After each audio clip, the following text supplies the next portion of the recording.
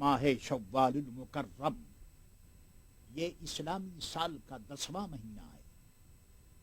شب عید الفطر کی اہمیت کے سلسلے میں یہ حدیث یاد رکھیں۔ حضرت ابو ہریرہ رضی اللہ تعالی عنہ فرماتے ہیں کہ سرکار دو عالم نور مجسم صلی اللہ تعالی علیہ وسلم نے فرمایا کہ جب عید الفطر کی رات آتی ہے فرشتے خوشی کرتے ہیں اور رب کریم اپنے نور کی خاص تجلی فرماتا ہے، فرشتوں سے فرماتا ہے اے گروہ ملائکہ، اس مزدور کا کیا بدلہ ہے جس نے کام پورا کر دیا۔ فرشتے عرض کرتے ہیں اس کا پورا اجر دیا جائے۔ اللہ رب کریم فرماتا ہے میں تمہیں گواہ کرتا ہوں کہ میں نے ان سب کو بخش دیا۔ حضرت ابو امامہ رضی اللہ تعالی عنہ روایت کرتے ہیں کہ سرکار دو عالم صلی اللہ تعالی علیہ وسلم نے فرمایا جو عیدین کی راتوں یعنی شوال کی چاند رات اور ذی الحجہ کی 10ویں رات میں قیام کرے یعنی نماز پڑھے، اس کا دل نہ مرے گا جس دن لوگوں کے دل مریں گے۔ حضرت معاذ ابن جبل رضی اللہ تعالی عنہ فرماتے ہیں کہ رحمت عالم نور مجسم صلی اللہ تعالی علیہ وسلم نے ارشاد فرمایا جو 5 راتوں میں شب بیداری کرے یعنی ان میں جاگ کر تلاوت قرآن کریم، ذکر و فکر اور نعت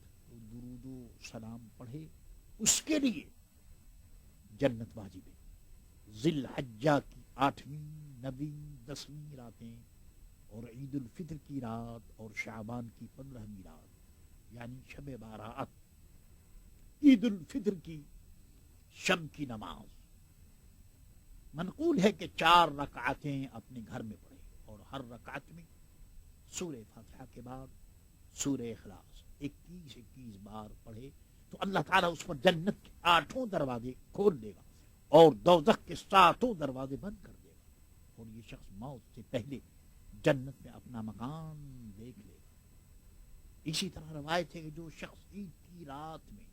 بعد نماز عشاء 4 رکعت نماز 2 سلام سے پڑھے اور ہر رکعت میں سورہ فاتحہ کے بعد سورہ اخلاص، سورہ فلق، سورہ ناس 3 بار پڑھے اور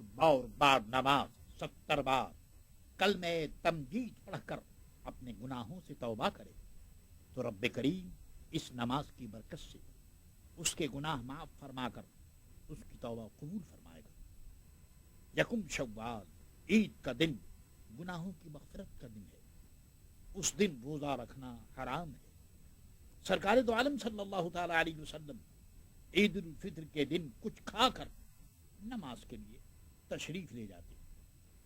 عید کے دن کے مستحبات یہ ہیں، عید کے دن یہ کام مستحب ہیں: حجامت بنوانا، ناخن ترشوانا، مسواک کرنا، غسل کرنا، اچھے کپڑے پہننا،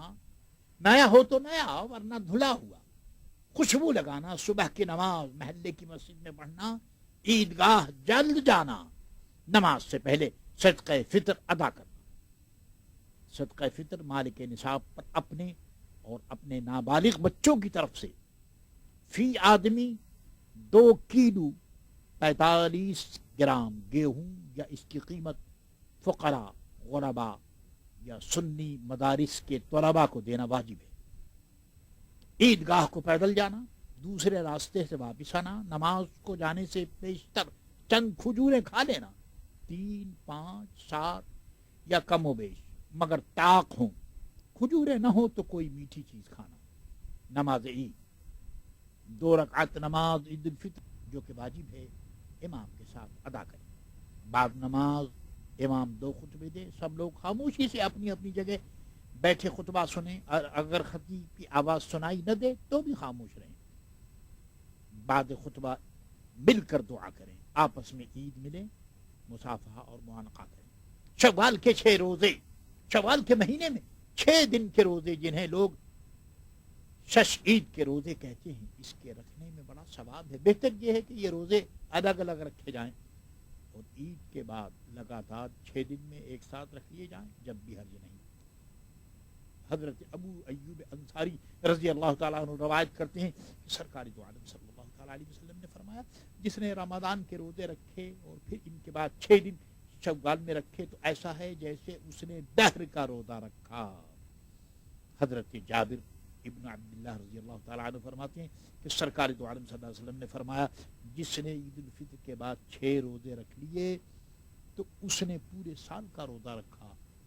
کہ جو ایک نیکی لائے گا اسے 10 ملیں گے، تو ماہ رمضان کا روزہ 10 مہینے کے برابر، اور ان 6 دنوں کے بدلے میں 2 مہینے، تو پورے سال کے روزے ہو گئے۔ وما علینا الا البلاغ المبین۔ السلام علیکم۔